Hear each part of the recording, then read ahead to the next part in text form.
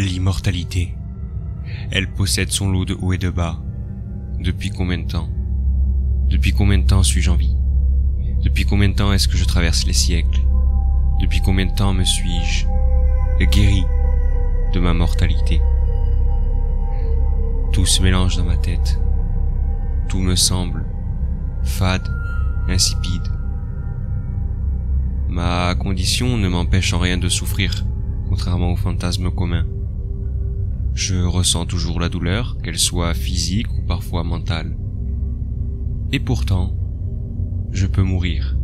Oui, je peux être tué, bien que je sois moins fragile que dans ma vie précédente, et que je puisse résister plus facilement à des blessures dites mortelles. Les seules choses qui pourraient me tuer sont les suivantes.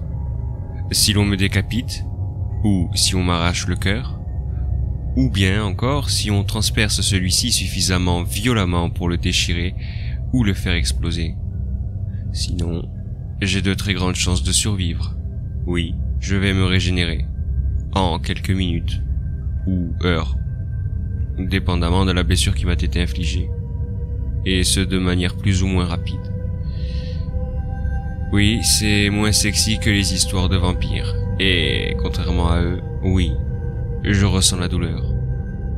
Mais pourquoi voudrait-on me faire du mal, m'assassiner, me nuire?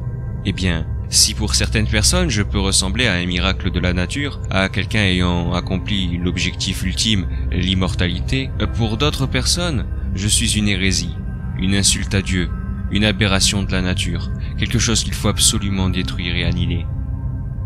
Malheureusement pour moi, cette seconde catégorie est plutôt rare.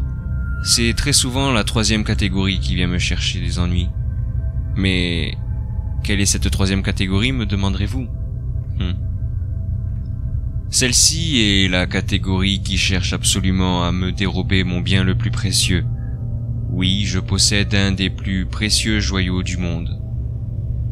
Il s'agit d'un joyau qui peut être soit de couleur blanche, ou, pour mon cas personnel, de couleur rouge sang, possédant des propriétés naturelles et surnaturelles extraordinaires. Le pouvoir de fusion, par exemple, mais surtout son pouvoir le plus célèbre étant son pouvoir de transmutation, celui qui permettrait, je sais pas moi, de transformer le plomb en or. Oui, vous l'aurez très certainement compris, je parle de la pierre philosophale. Et bien qu'elle possède bien plus de propriétés que ce que l'on veut bien raconter dans les légendes, elle est célèbre pour deux de ses propriétés, le plomb en or, bien que ça vienne juste du pouvoir de transmutation, et l'élixir de vie, ce qui m'a guéri de ma mortalité. L'ennui avec ces personnes qui veulent me dérober ce joyau, car promettant richesse infinie et immortalité, c'est qu'ils ignorent quel est le prix à payer pour obtenir la pierre philosophale et quel est le coût de l'immortalité. Cela fait plus de 7 siècles que je leur survis. Je me sers très souvent de mes talents d'alchimiste pour me défendre, notamment la création de golems. C'est radical et efficace, et ça fait d'excellents gardes du corps. En plus, même pas besoin de les nourrir. Malheureusement, cela n'empêche pas certaines familles, qui plus est, n'ayant aucun lien avec l'alchimie, d'essayer de me la dérober de génération en génération. Ceci dit, cela fait plus de 700 ans que je leur survis, et je ne suis pas prêt de céder. Je n'abandonnerai pas l'immortalité, et encore moins la pierre philosophale. J'ai beaucoup trop souffert pour en arriver là. J'ai payé un prix beaucoup trop élevé. Alors, je vous le dis, si vous essayez de me dérober la pierre philosophale, grand bien vous fasse, mais vous ne l'aurez pas. Vous n'obtiendrez rien de moi, et je vous détruirai. Non, je vous massacrerai si vous essayez de me dérober la pierre philosophale. Contrairement à ce que vous pouvez penser, les alchimistes existent depuis bien avant le Moyen-Âge. Et il ne s'agit pas là de pseudo-chimistes fous, encore moins de charlatans en médecine, ou de faux prophètes ou faux mages. Non. En réalité, les alchimistes existent depuis l'Antiquité. C'est d'ailleurs à cette époque qu'avait été forgée la table d'Émeraude, table contenant la plupart des plus grands secrets de l'alchimie, ainsi que des plus grands savoirs occultes alchimiques. Oui, nous sommes des chimistes, mais des chimistes expérimentés. Oui, nous avons appris la médecine. Normal, chimie et médecine font très bon ménage. Et oui, nous maîtrisons la magie. Certaines formes de magie en tout cas.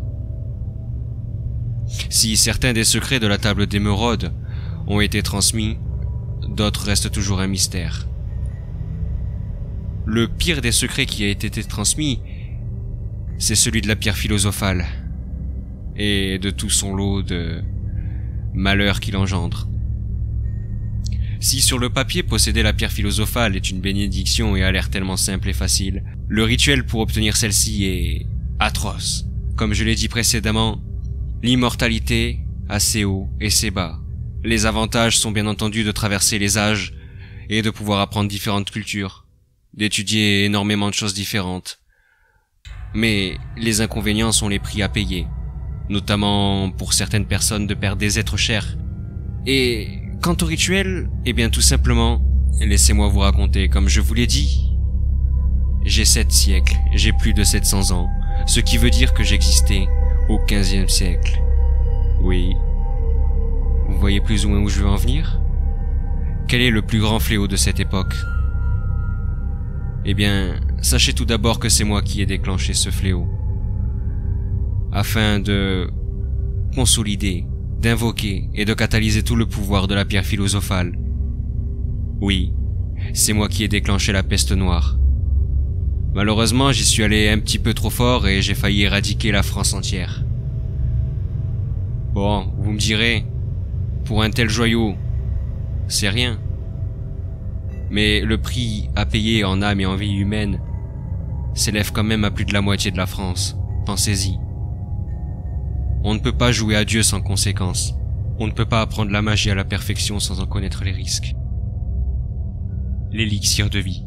Je ne vous le donnerai pas. Et je ne vous donnerai pas non plus la recette complète de celui-ci. Combien même je voudrais vous l'offrir, vous ne pourrez en profiter.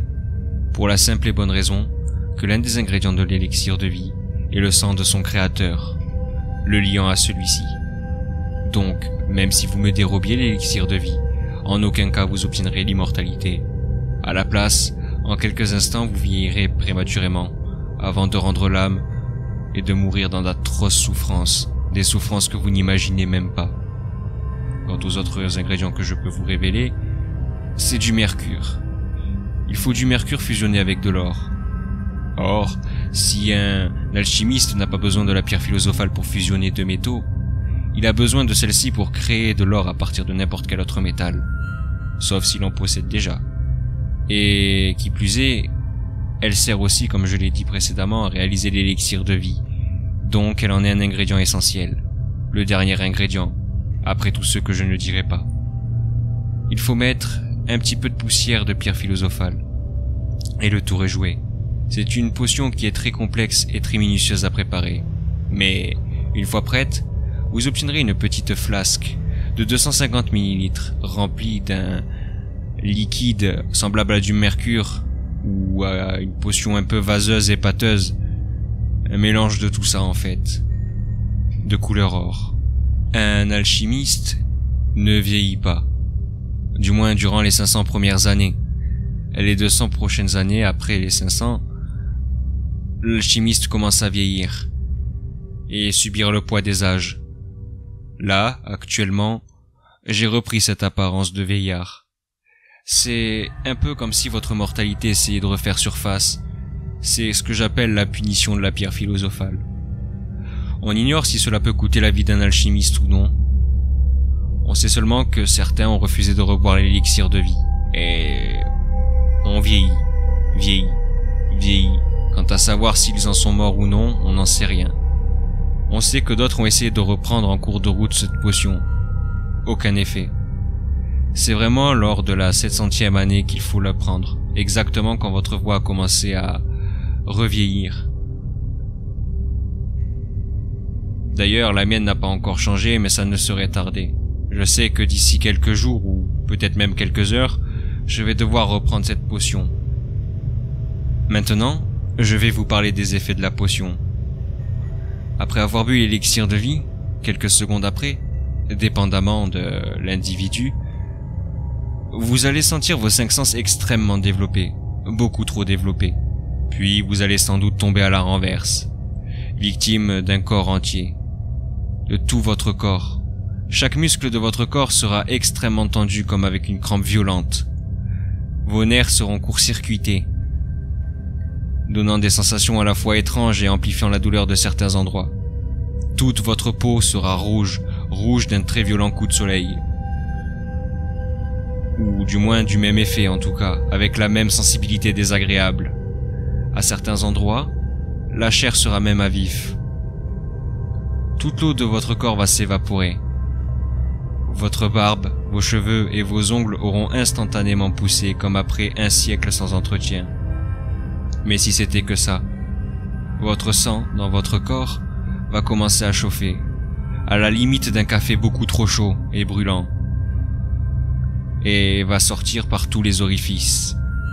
Imaginez cela en étant un vieillard chétif et épuisé. Mais ce n'est pas encore fini.